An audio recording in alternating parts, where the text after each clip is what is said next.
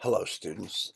This is a reminder of the fact that I had announced earlier that I would award a prize to the final essay with the best title.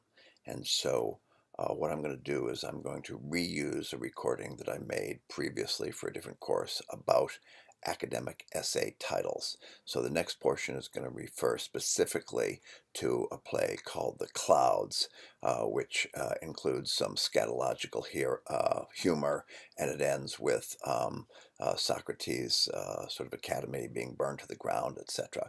So that will help you understand what are considered both the sort of noun phrase, colon explanation of noun phrase, and then the more journalistic pun titles.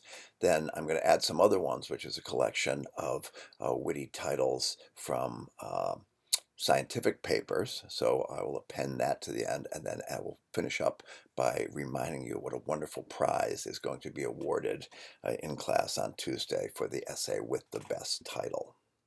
I wanted to also suggest that when you write your draft of an essay, you want to write the introduction last. The reason is because an introduction really needs to have that forecasting passage that says, this is what I'm going to do in this essay. And if you do that first, and then you write your essay, there's a good chance that you didn't actually accomplish what you said you were going to do, and they don't match.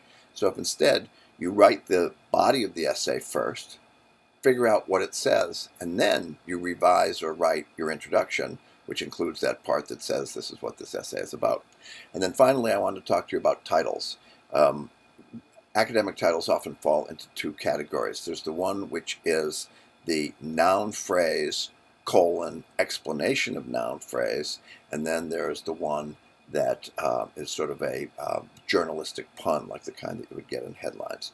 So I've got two slides now that will explain those types of titles, because your draft should have a good title on it. All right, academic essays generally have titles of two different sorts.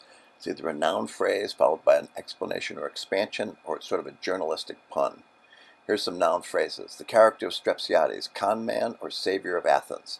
Scatological humor in old comedy. Do fart jokes ever get old? The point of the clouds. It's ethics, not education, you moron. And here are some journalistic puns. Burning questions left unanswered in the clouds. Perhaps Socrates should have called Geico. Aristophanes, The Clouds really is a shitty play. There you have it, folks.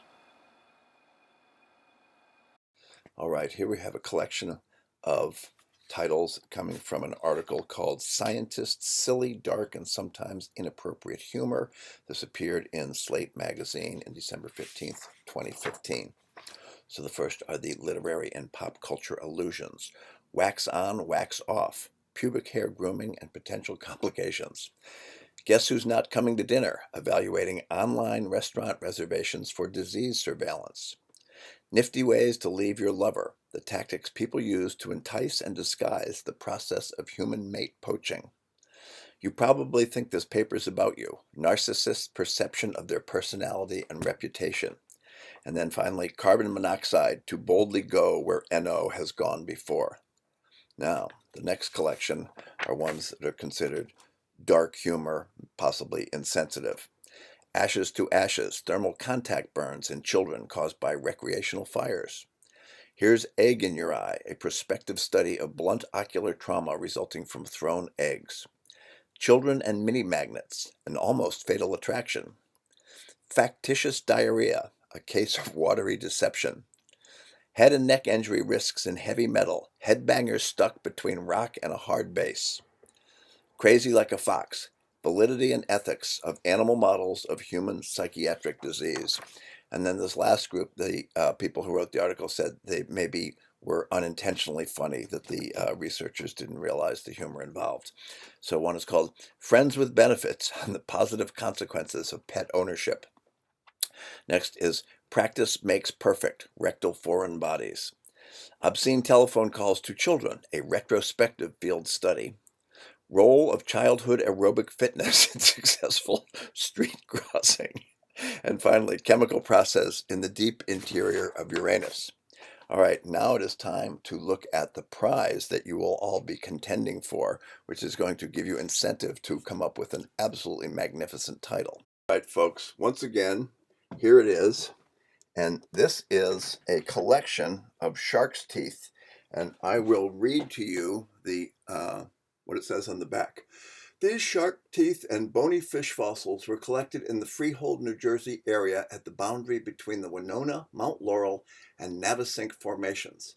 Assigned relative age, Campanian Maastrichtian, approximately 75 million years ago.